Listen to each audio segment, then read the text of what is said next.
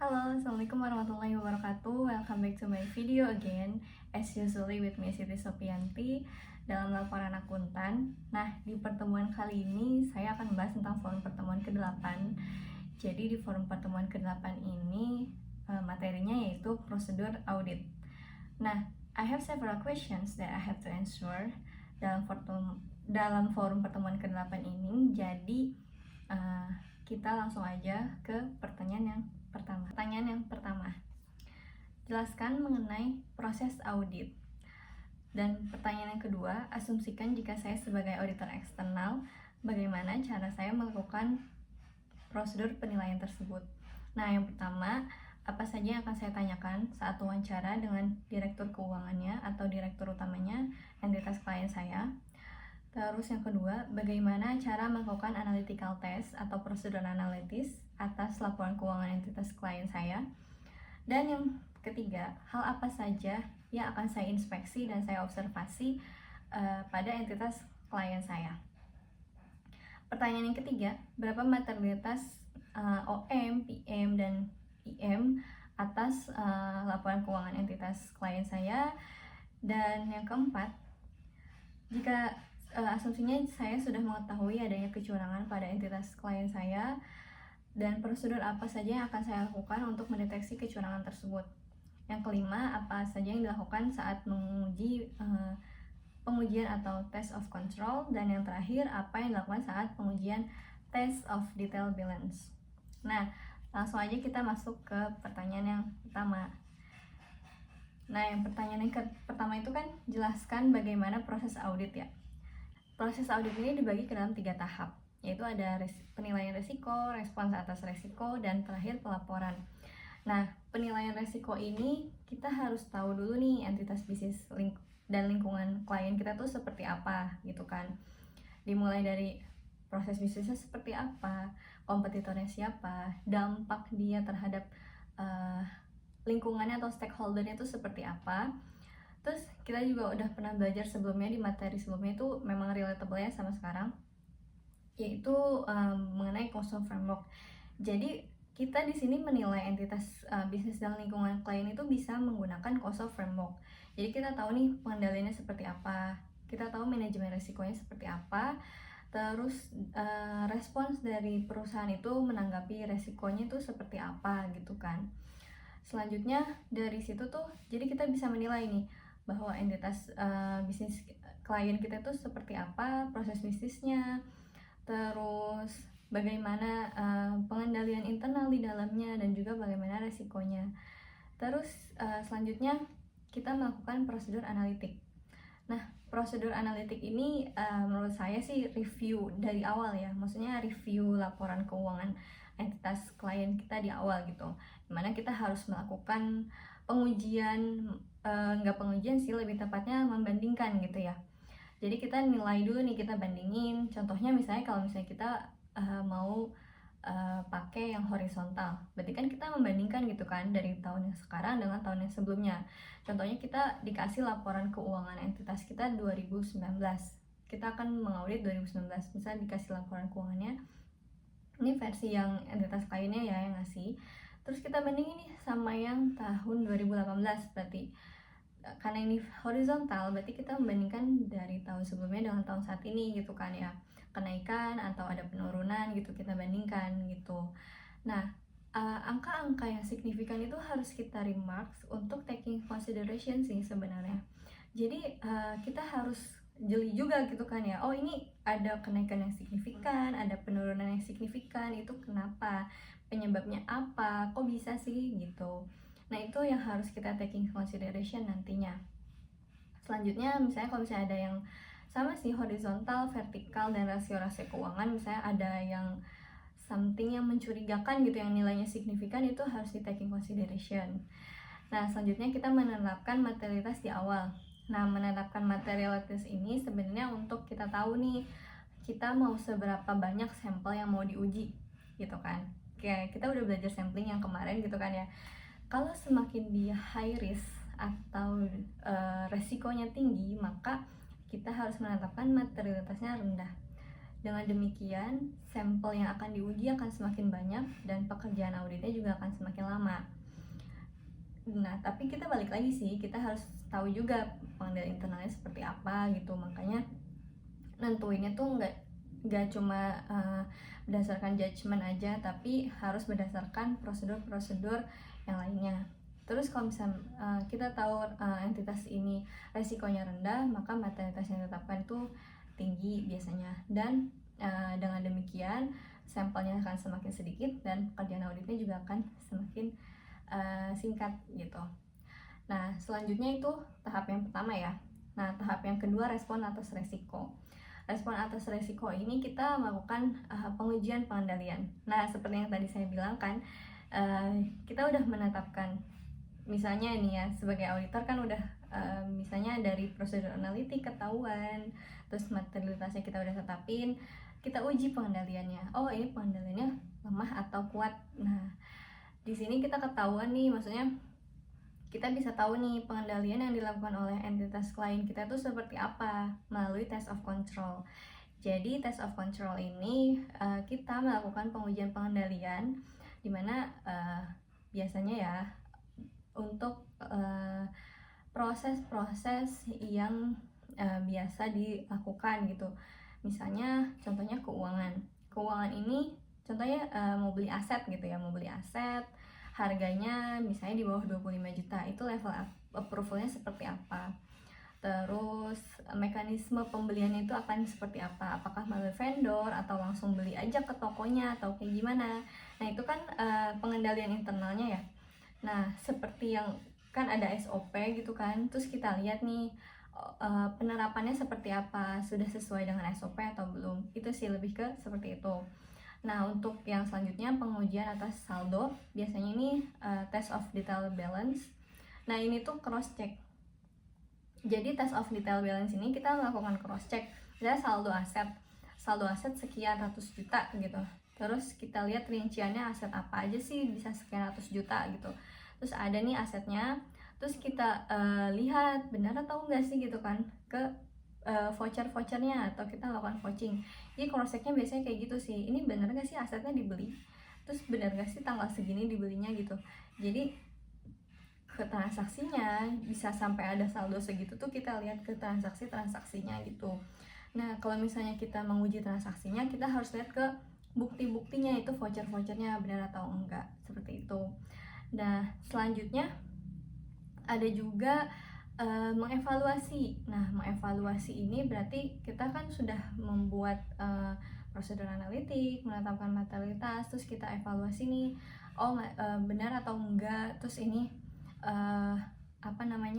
interpretasinya ini perusahaannya high risk atau low risk gitu. Itu respon atas resikonya, terus itu bagian dari tahap yang kedua. Terus yang terakhir menentukan materialitas dan juga prosedur analitikan final. Jadi misalnya kita udah menetapkan high risk atau low risknya, jadi kita misalnya ada adjustment pas di akhirnya, oh ini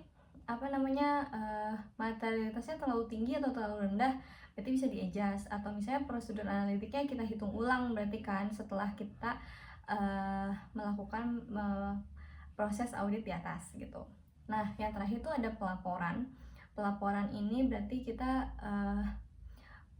kita tahu nih ada bukti atau bukti audit yang cukup kuat gitu kan, buktinya itu valid, dimana buktinya ya kalau misalnya bukti konfirmasi, contohnya konfirmasi piutang yang valid gitu kan dari perusahaannya pihak ketiga kita, berarti kan ada cap perusahaannya, ada kop suratnya, ada tanda tangan dan namanya, terus juga dikirimkan langsung ke auditornya, itu tuh buktinya berarti valid, bukan bukti-bukti fiktif gitu ya yang kita maksud.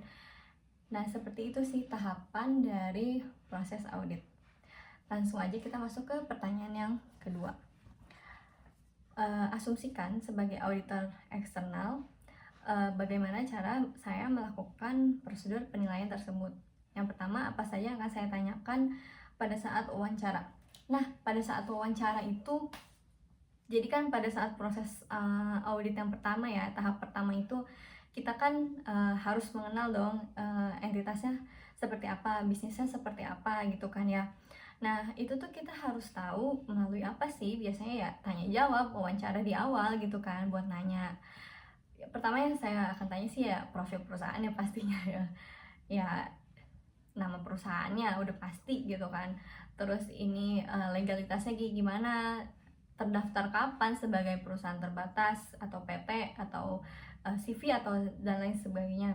Terus komisarisnya siapa, direktur utamanya siapa, terus struktur modalnya tuh seperti apa, apakah ada modal asing atau modal non asing gitu kan. Terus abis itu struktur organisasi di dalam perusahaannya tuh seperti apa, hierarkinya gitu. Terus habis itu lebih ke profil mendalam sih.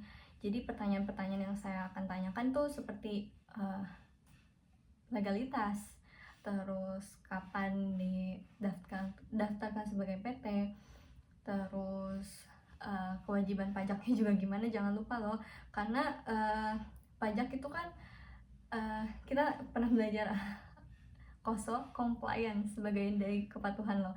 Jadi kita juga harus tahu nih perpajakannya seperti apa, jangan sampai nih juga kita mengaudit tapi ada masalah-masalah lain di luar audit gitu kan.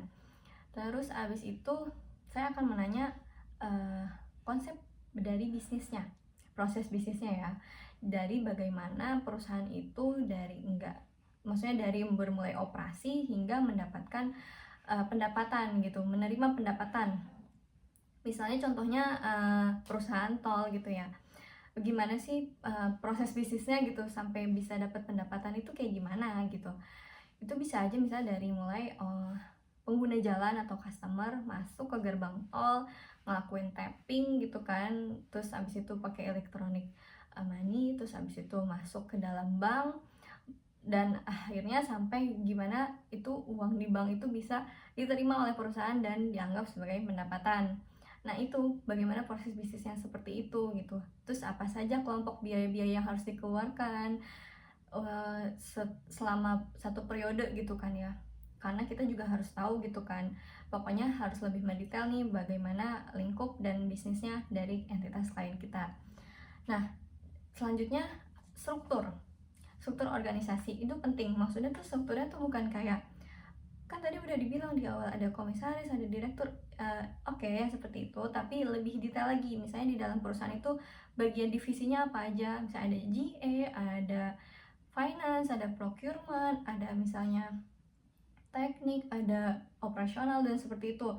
Nah itu tuh kita harus lebih detail lagi, GA itu tugasnya apa, finance itu tugasnya apa, terus di finance itu misalnya paling tinggi levelnya apa, manager kah, general manager kah, terus di bawahnya tuh ada apa lagi, staffnya itu tanggung jawabnya ke siapa, pelaporannya ke siapa gitu, paling tingginya siapa. Nah itu tuh yang harus kita tahu juga ya di dalam perusahaan atau entitas klien, karena itu yang akan menentukan kita dalam menilai pengendalian internal di dalam perusahaannya sudah berjalan dengan baik atau belum. Kayak gitu sih. Terus yang kedua, bagaimana cara melakukan prosedur analytical. Nah, ini akan saya insert karena saya sudah melakukan prosedur analytical dari entitas tugas besar saya. Nah, ini kan ada total aset ya dari tahun 2016 dan 2017. Ini saya pakai metodenya yang horizontal. Terus kita lakukan prosedur analitiknya di sini dari total aset ini. Terus ada persentasenya, itu sebesar di pinggirnya tuh yang diberi warna kuning. Nah itu ada penurunan dan kenaikan dari jumlah aset.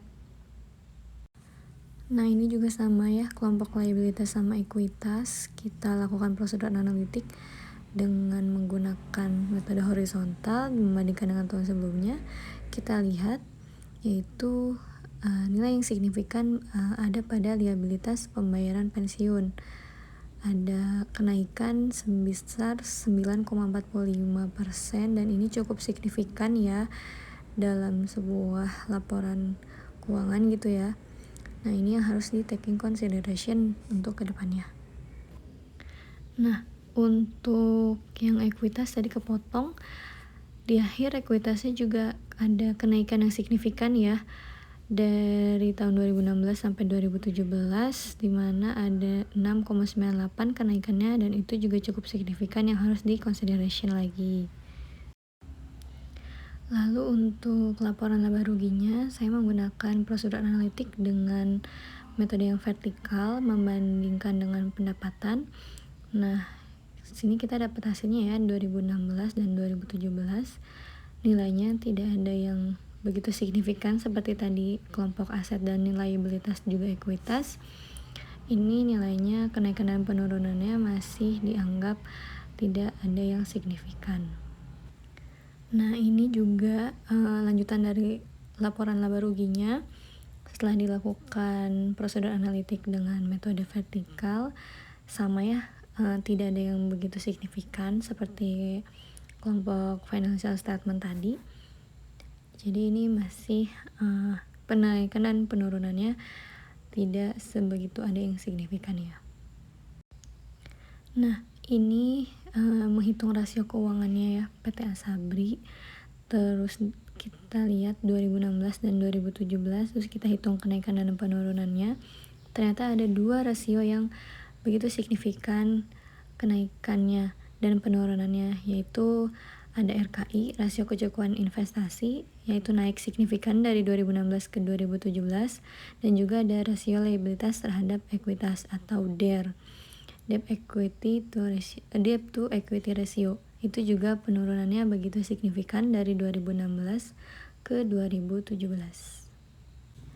Nah, yang di highlight tadi perlu dilakukan consideration untuk next prosesnya. Pertanyaan selanjutnya yaitu hal apa saja yang akan diinspeksi dan diobservasi.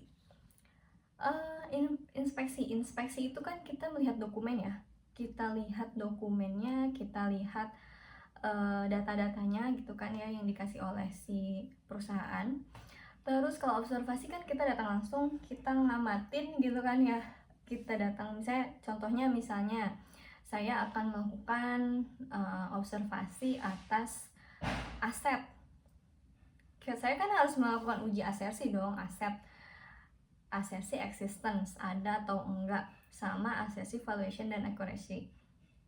Terus gimana nih cara saya biar tahu nih ada asetnya atau enggak ya, terus dibeli apa enggak ya gitu, fiktif atau bukan ya. Yang pertama kita harus inspeksi dan observasi. Kita inspeksi, misalnya kita minta datanya, oh sini dong dokumennya, mana nih dokumen pembelian aset, misalnya beli mobil contohnya, mana nih dokumen pembelian mobilnya gitu kan. Benar nggak sih, terus kita lihat, oh benar atau enggak, tanggal segini dibelinya, harga perolehannya sekian, metode pembeliannya apa gitu kan, sudah di jurnal atau belum, terus metode akumulasinya apa gitu kan. Nah itu inspeksi, kita lihat langsung ke dokumennya. Itu kita observasi, ini jangan-jangan dokumennya fiktif apa enggak ya gitu. Nah gitu kita juga harus melihat, kita datang langsung ya. Oke, as simple mungkin ya, kayak aset tadi kita lihat nih, oh di perusahaan ini mobilnya ini nih beli misalnya, oh ada, berarti itu existence-nya ada. Terus misalnya valuation, nilainya sudah dinilai dengan benar atau disajikan secara wajar atau belum. Oh misalnya harga perolehannya sudah dihitung sesuai klasifikasi harga perolehan. Terus akurasi, berarti akurat perhitungannya, terus sesuai dengan fair value-nya, sesuai dengan nilai bukunya. Kalau misalnya di akumulasi, berarti sesuai dengan metode akumulasinya, seperti itu. Itu untuk menguji keberadaan bahwa aset tersebut ada, nilainya sudah dicatat, dan sudah dilaporkan di laporan keuangan pastinya. Mungkin untuk lebih banyaknya, misalnya ketika mengaudit sebuah perusahaan manufaktur gitu kan ya. Manufaktur kan memproduksi banyak gitu, dari barang belum jadi, setengah jadi, sampai barang yang mau jadi gitu. Terus kita harus melakukan stok opnam atau stok persediaannya. Sebagai auditor kan kita juga harus tahu kan ya. Terus kita lihat nih, oh benar atau enggak gitu, barang jadinya segini, barang setengah jadinya segini, barang yang belum jadinya segini gitu. Nah itu tuh kita juga harus observasi, kita harus datang langsung. Jadi itu tuh sesuai dengan kebutuhan dari auditornya gitu kan. Kalau misalnya cukup dengan inspeksi, oh misalnya kayak apa ya, piutang misalnya, oh ini penjualannya karena piutang karena penjualan kredit gitu kan. Terus habis itu penjualannya benar apa enggak sih gini, bisa sampai terjadinya piutang tuh kayak gimana sih gitu, benar atau enggak gitu. Nah gitu, misalnya cukup dengan inspeksi melihat dokumen-dokumennya sudah cukup, berarti ya udah gitu. Tapi itu sesuai dengan kebutuhan lagi ya, balik lagi gitu. Nah, pertanyaan yang ketiga, berapa materialitas OM, PM, dan IM dari entitas klien saya? Ini saya contohkan pakai entitas tugas besar 1 saya ya. Nah, ini yang rasio keuangannya mohon diabaikan aja. Ini OM, PM, dan IM-nya. Jadi OM-nya ini saya asumsikan karena ini perusahaannya BUMN dan lagi ada problem. Jadi saya asumsikan ini high risk gitu. Jadi saya ambil dari total asetnya, saya kalikan 0,5%, dan PM-nya saya buat 50% dari OM, serta IM-nya saya juga buat 3% dari PM, karena ini dianggap sebagai perusahaan dengan high risk. Kita masuk ke pertanyaan yang keempat. Ini asumsinya saya sebagai auditor eksternal tuh udah tahu gitu ya. Berikut, saya udah tahu nih ada kecurangan di entitas klien saya. Terus bagaimana cara saya mendeteksi kecurangan tersebut? Oke, saya kalau misalnya mendeteksinya, mungkin kita kan sudah melakukan tahapan-tahapan di awal ya. Tahap mengenal bisnisnya seperti apa, tahap wawancara, terus kita melakukan prosedur analitik gitu kan ya. Itu menurut saya kita melakukan inspeksi, observasi dari prosedur analitik tuh ketahuan gitu ya. Ini case-nya tugas besar 1 saya ya, entitasnya. Jadi saya melakukan prosedur analitik, nanti saya insert juga. Itu ada beberapa yang signifikan. Correct me if I'm wrong. Jadi yang signifikannya itu pada kewajiban dan ekuitas. Kita tahu ya, entitasnya itu PT perusahaan BUMN yang lagi bergulir kasusnya gitu kan ya. Terus dia ketahuan karena investasi pada saham bodong. Dari situ tuh udah kelihatan banget. Jadi di awal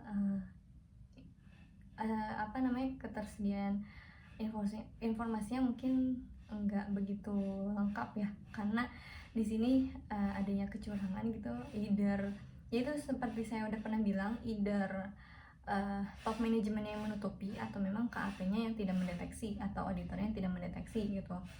Nah, pas saya melakukan prosedur analitik itu, saya lihat ada beberapa yang signifikan, naik dan turunnya signifikan. Jadi kalau nggak salah tuh investasi dan liabilitas.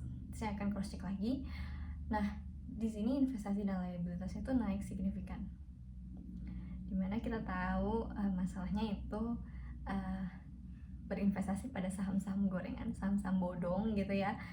Terus kewajibannya naik signifikan, investasinya naik signifikan. Terus kita juga, saya juga udah pernah bahas ya di tugas besar 1 bahwa PT Asabri ini, ya oke saya sebut namanya, PT Asabri ini juga mengalami masalah likuiditas karena yaitu tadi dia berinvestasi pada saham-saham gorengan. Selain itu dia juga punya kepemilikan saham lebih dari 5%, yaitu pada PT Hansen International. Dia punya 10% lebih kepemilikan sahamnya. Selain itu Hansen juga ternyata disuspensi oleh BEI karena punya masalah likuiditas juga. Nah, dengan demikian kan, saya jadi throwback lagi. Oke, nggak apa-apa. Jadi Hansen ini menyurati Asabri ini menyurati Hansen menyurati bahwa ini kewajibannya akan dilunasi. Sudah dilunasi melalui kas 100 miliar dan sisanya melalui hutang yang dicicil gitu kan ya, dan juga aset-aset kafling yang siap dibangun. Oke lah, seperti itu kronologisnya. Nah, ternyata kenapa kewajibannya semakin meningkat? Karena ternyata Asabri juga ya selain dia berinvestasi pada saham-saham gorengan dan saham-saham bodong gitu kan, ya dia juga punya kewajiban gitu. Saya dia juga punya hutang gitu kan, makanya punya masalah likuiditas juga. Pas saya lihat ternyata rasio-rasio kewajibannya itu tuh signifikan banget gitu perbedaannya gitu. Jadi as auditor mungkin ya saya bisa taking consideration dari situ, oh investasinya naik signifikan, kewajibannya juga naik signifikan, kenapa nih gitu. Jadi itu juga saya akan melakukan taking consideration dari situ gitu kan. Selanjutnya saya akan uji pengendaliannya sudah bagus atau enggak, karena gini, oke, mungkin itu ada beberapa faktor yang menyebabkan seperti itu. Misalnya mungkin kalau misalnya kewajibannya bertambah, mungkin dia mau ekspansi bisnis misalnya, terus melakukan peminjaman, itu kan bisa aja, kemungkinannya banyak. Tapi kita lihat lagi pengujian pengendaliannya. Nah, kita uji pengendaliannya, terus dimulai dari level approval. Misalnya kewajiban kayak tadi ya, gimana bisa terjadinya kewajiban tersebut, apakah kewajiban jangka panjang, jangka pendek, atau kayak gimana. Terus level approvalnya seperti apa, itu saya akan melihat gitu ya. Saya akan menguji test of controlnya tadi, TOC. Terus karena saya melihat di prosedur analytical awal itu ada signifikan, itu saya akan menguji saldonya. Berarti saya akan melakukan pengujian TDB, test of detail balances. Saldo itu kenapa bisa tinggi banget dan kenapa bisa rendah banget, atau maksudnya signifikan banget, itu kenapa. Saya akan menguji, saya akan cross check ke transaksi-transaksinya, dan dari transaksi-transaksi itu sebenarnya relate ke pengendalian ya kan, karena transaksi-transaksi itu bisa terjadi karena ada approval. Biasanya ada approval, ada permintaan, ada user yang membuat, ada yang melakukan pembayarannya, itu pasti akan ada gitu maksudnya. Jadi saya mendeteksi kecurangan tersebut pas melakukan prosedur analitik, saya uji pengendaliannya, terus lebih dalamnya saya uji substansifnya. Kalau pengendaliannya bagus, mungkin ini ada faktor lain nih kenapa bisa signifikan dan penurunan kenaikannya gitu kan ya. Terus mungkin saya uji substansifnya ya sedikit.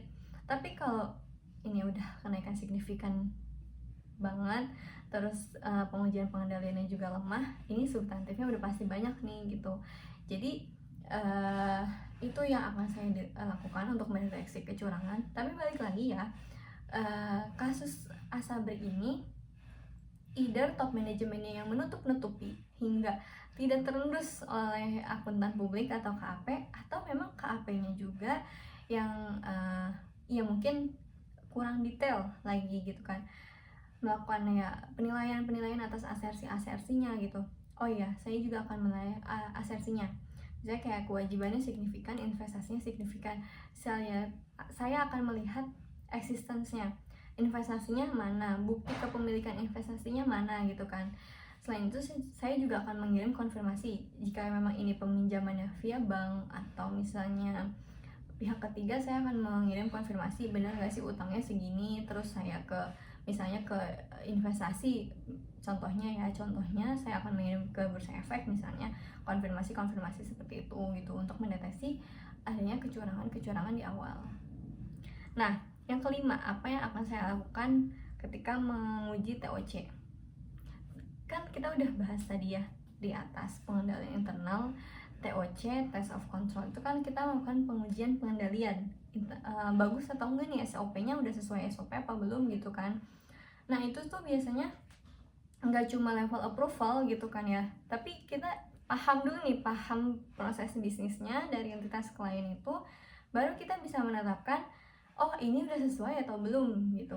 Jadi selain kita melihat ke voucher-vouchernya atau bukti-bukti pendukungnya, kita lihat ke pengendaliannya seperti apa di perusahaan tersebut gitu kan ya. Itu yang kita harus lakukan saat menguji pengendalian atau test of control. Nah, yang terakhir yang dilakukan saat pengujian TDB, test of detail balances, dan substantive test of transaction. Nah, itu tuh kita cross check, kita bandingkan sebenarnya. Bisa kita bandingkan ke tahun-tahun yang sebelumnya, terus kita cross check Cross checknya misalnya gini, piutang, gimana caranya bisa terjadi piutang ini? Seperti yang tadi saya udah bilang di awal, transaksi ini kita lihat, kalau misalnya ini saldo berarti kita ke transaksinya kita cross check. Kalau misalnya ini transaksi, kita nilai atas asersinya, asersi misalnya ada atau enggaknya. Nah, nilainya sudah ditetapkan, sudah catat atau belum, sudah dihitung secara tepat atau belum, terus buktinya apa, itu tuh yang harus kita kita lakukan gitu ya. Nah, untuk tambahan ternyata saya lupa, proses audit itu tahap terakhirnya itu tahap pelaporan. Tahap pelaporan ini yaitu kita sudah mendapat bukti yang cukup saat proses audit. Maksudnya kita dapat bukti yang valid, terus habis itu kita mereview juga atas CALK-nya, dan yang terakhir kita memberikan opini yang wajar tanpa pengecualian, wajar dengan pengecualian, atau bisa saja tidak memberikan pendapat. Nah, itu tadi penjelasan mengenai forum pertemuan ke-8 mengenai proses audit ya. Ya kurang lebihnya saya mohon maaf karena saya juga masih banyak belajar gitu kan. Tapi terima kasih untuk yang sudah menonton, dan semoga ini insightful, dan let's sharing through my comment. Wassalamualaikum warahmatullahi wabarakatuh.